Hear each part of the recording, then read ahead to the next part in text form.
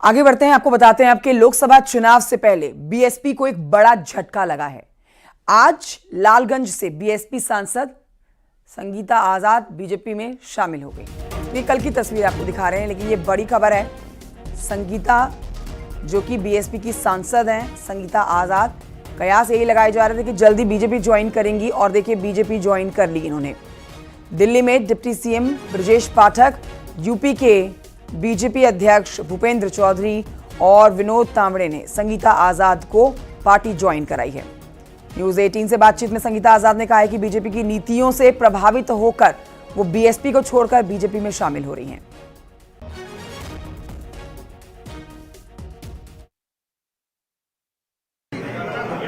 मैं भारतीय जनता पार्टी परिवार का बहुत बहुत आभार व्यक्त करती हूं, जिन्होंने अपने परिवार में मुझे शामिल किया है। और जिस तरीके से माननीय प्रधानमंत्री की विकसित भारत की सोच है, जो गरीब, शोषित, वंचित, युवा, महिला, किसानों के प्रति जो उनकी सोच है और भारत को विकसित बनाने की जो उनकी सोच से प्रभावित होकर मैंने भारतीय जनता पार्टी की सदस्यता ली है, और मैं उस परिवार के साथ मिलजुल कर काम करने का काम करूंगी। तो 2024 के लोकसभा चुनाव का सबसे बड़ा सवाल यही है कि क्या बीजेपी यूपी की सभी 80 सीटें जीतने वाली है? इस संकल्प को पूरा कर पाएगी बीजेपी? क्या उत्तर प्रदेश में कांग्रेस के 1984 वाले रिकॉर्ड तोड़ पाएगी बीजेपी? अब इस पर विश्लेषकों का कहना है कि यह कठिन जरूर है, लेकिन नामुमकिन कतई नहीं है।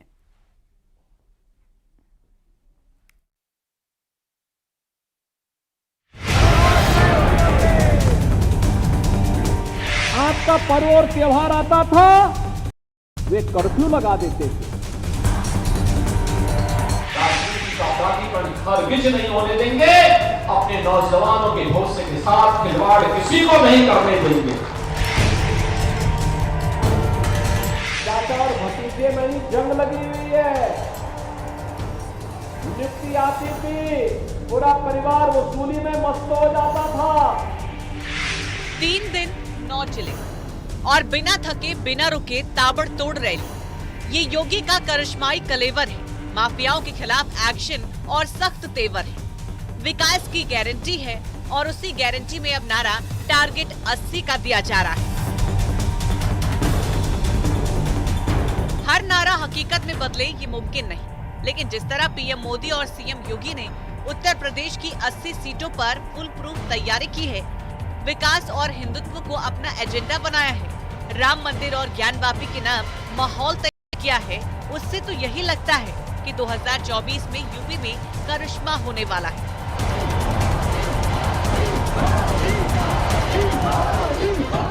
सवाल ये उठता है कि क्या भारतीय जनता पार्टी कांग्रेस के उस रिकॉर्ड को तोड़ पाएगी जो कांग्रेस ने वर्ष 1984 में बनाया था। यानी कि उस दौरान कांग्रेस पार्टी ने उत्तर प्रदेश की अगर बात की जाए तो उस दौरान उत्तराखंड भी उत्तर प्रदेश में था, कुल 85 सीटें थी, लेकिन कांग्रेस ने 83 सीटें जीत ली थी। अब भारतीय जनता पार्टी भी कांग्रेस के उस करिश्मे को तोड़ना चाह रही है, उस रिकॉर्ड को तोड़कर एक नया रिकॉर्ड बनाने के लिए आगे बढ़ रही है। सियासी पंडित तर्क दे रहे हैं कि राम मंदिर की प्राण प्रतिष्ठा के बाद जिस तरह से भावनाओं का उभार हो रहा है, ज्ञानवापी और मथुरा का प्रचार हो रहा है, सीएए से ध्रुवीकरण हो रहा है, उससे माहौल तो बना है।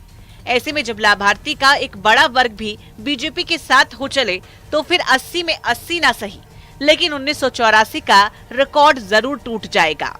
कांग्रेस के 84 वाले करिश्मे को समझे तो यूपी और उत्तराखंड मिलाकर कांग्रेस ने 1984 में 85 में 83 सीटें कांग्रेस जीती, लेकिन 2024 में बीजेपी ने 80 में 80 सीट का टारगेट रखा है। 1984 में कांग्रेस ने देश में 518 में 415 सीटें जीती, तो 2024 में बीजेपी 543 में 400 पार का लक्ष्य रख चुकी है।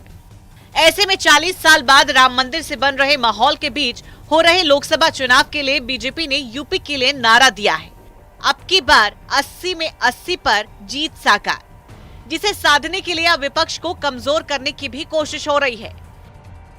बीजेपी कांग्रेस की मजबूत सीटों की किलेबंदी कर रही है, एसपी की ताकत कम करने पर फोकस रख रही है।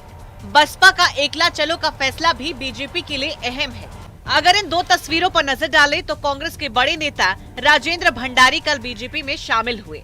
तो आज बीएसपी सांसद संगीता आजाद ने भी बीजेपी का दामन थाम लिया। यानी बीजेपी को मजबूत करने के लिए और 24 में रिकॉर्ड कायम करने के लिए बीजेपी अब विपक्षी नेताओं को भी पार्टी में शामिल करने से गुरेज नहीं कर रही है। 1984 लोकसभा चुनाव की जो रिजल्ट आए थे उसकी पुनरावृत्ति करना बहुत कठिन है। वो करीब 415 सीटों पर राजीव गांधी पहुंचे थे और ये इसलिए हुआ था क्योंकि श्रीमती इंदिरा गांधी की हत्या की गई थी। उससे जो सहानुभूति उमड़ी थी वो पूरे देश में थी, तमिलनाडु में भी थी, केरल में थी, और उस रिकॉर्ड को तोड़ पाना मुझे बहुत असंभव लगता है। कारण कि यही है कि तमिलनाडु में और केरल के 2 राज्यों में बीजेपी का प्रभाव बिल्कुल नगण्य है। यानी ये तो तय है कि उत्तर प्रदेश में 2014 और 2019 के अपने ही रिकॉर्ड तोड़ने के लिए बीजेपी विपक्ष को कमजोर करने के साथ ही विकास के मुद्दे को धार दे रही है। साथ ही उन सीटों पर भी नजर बना रही है जहां 2019 के लोकसभा चुनाव में हार का सामना करना पड़ा था। Bureau report, news 18। आपका पर्व और त्योहार आता था, वे कर्फ्यू लगा देते थे। राजनीति का अपराधीपन हरगिज नहीं होने देंगे। अपने नौजवानों के भरोसे के साथ खिलवाड़ किसी को नहीं करने देंगे।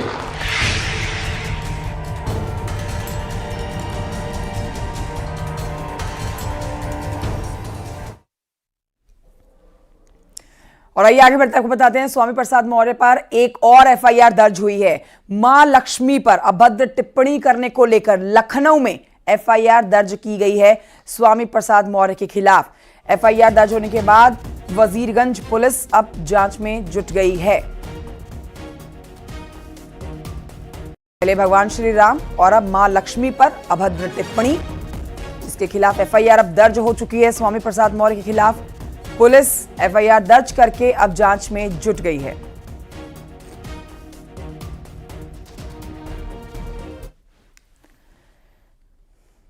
कानपुर से खबर, जहां पर समाजवादी पार्टी के विधायक इरफान सोलंकी पर आज आ सकता है फैसला। ये बड़ी जानकारी आपको दे रहे हैं। आगजनी के मामले में आज आ सकता है फैसला। इरफान सोलंकी के खिलाफ कड़ी सुरक्षा में समाजवादी पार्टी विधायक को महाराजगंज जेल से लाया जा रहा है कानपुर। जमानत पाने वाले दोनों अभियुक्तों ने निजी बंद पत्र दाखिल किए। बंद पत्र जमा नहीं होने से पिछली बार टल गया था फैसला। इरफान समेत कुल मिलाकर 12 लोग बनाए गए थे अभियुक्त। 5 के खिलाफ विचारण हो चुका है और आज इन्हीं के खिलाफ फैसला आ सकता है।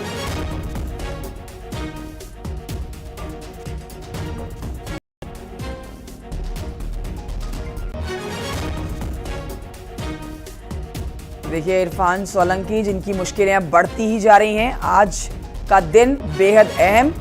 इरफान सोलंकी समाजवादी पार्टी के विधायक, क्योंकि आज फैसला आना है आगजनी के मामले में, आज फैसला आना है। कड़ी सुरक्षा के बीच में समाजवादी पार्टी के विधायक को महाराजगंज जेल से लाया जा रहा है कानपुर, क्योंकि आज फैसला आना है। कई बार जमानत पाने की कोशिश कर चुका है इरफान सोलंकी, लेकिन जमानत याचिका रद्द की जाती है। लेकिन आज जो फैसला आना है, सबकी निगाहें उस पर ही टिकी हुई हैं। ओम बाबू मिश्रा इस पर और जानकारी देंगे। ओम बाबू, आज फैसला आ सकता है इरफान सोलंकी के खिलाफ, क्या कुछ कोर्ट में होने वाला है? किस तरह के सुरक्षा बंदोबस्त किए गए हैं? कितने बजे ये फैसला आ सकता है? जानकारी दीजिए। जी, मैं आपको बताऊं कि निश्चित तौर पर आज इरफान सोलंकी समेत 5 के खिलाफ फैसला आ सकता है। कोर्ट में कड़ी सुरक्षा व्यवस्था की गई है। साथ ही विधायक को महाराजगंज जेल से कानपुर के लिए रवाना कर दिया गया है। 11 बजे तक वह कानपुर कचहरी पहुंच सकता है। महिला का घर जलाने के मामले में इरफान सोलंकी समेत 12 के खिलाफ 2022 में एफआईआर दर्ज की गई थी, 8 नवंबर 2022 को, जिसके बाद इरफान समेत 12 लोगों को गिरफ्तार किया गया था। इनमें से 5 के खिलाफ विवेचना पूरी हो चुकी है और इसी कारण आज इन 5 के खिलाफ ही फिलहाल फैसला आएगा और कानपुर में सतर्कता कल से ही बढ़ा दी गई है। कचहरी के आसपास ओम बाबू, शुक्रिया आपका जानकारी के लिए। नजर बनाए रखिए इस खबर पर। और आइए बात करते हैं आजम खां की। जी हां, आजम खां को 7 साल की कैद सुनाई गई है। रामपुर की एमपी एमएलए कोर्ट ने डूंगरपुर केस में आजम खां को 7 साल की सजा सुना दी है। साथ ही कोर्ट ने आजम खान पर 5 लाख रुपए का जुर्माना भी लगाया है। आजम खान, आले हसन, अजहर, अहमद खान, बरकत अली खान, जिनको कोर्ट ने सजा सुनाई है। आजम खान के साथ कुल और 4 लोग थे जिनके खिलाफ ये सजा सुना दी गई है। इस पूरे मामले में 7 लोग आरोपी थे। 2016 का मामला जिसमें समाजवादी पार्टी सरकार के दौरान डूंगरपुर बस्ती को जबरदस्ती खाली कराया गया था और इसी के खिलाफ मामला दर्ज हुआ था आजम खान के खिलाफ भी। कोर्ट ने 16 मार्च को आजम खान के साथ कुल 4 दोषी पकड़े थे।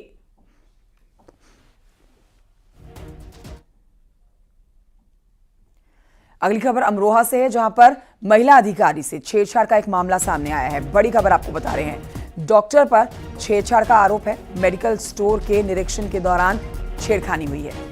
सरकारी काम में बाधा पहुंचाने का आरोप भी लगा है। मिश्रा हॉस्पिटल का मामला है। अमरोहा कोतवाली में मुकदमा दर्ज कर लिया गया है।